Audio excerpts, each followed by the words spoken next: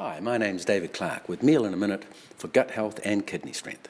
The philosophy from my book Inspiring Organics is to bring new foods into your existing diet to reboot the digestive enzymes and create better gut health using fermented foods like brown rice vinegar, umeboshi vinegar, sauerkraut and miso soup. Pungent foods like mizuna, watercress, mustard greens, red onions, daikon, radishes help break down stagnant fats in the body, allowing for detoxification of the blood.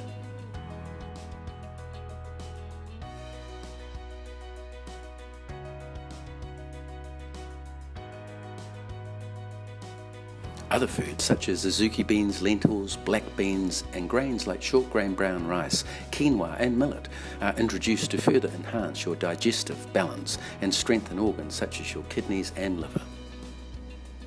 Enjoy, and remember, a balanced diet with an element of fun is far superior to a rigid diet with an element of guilt.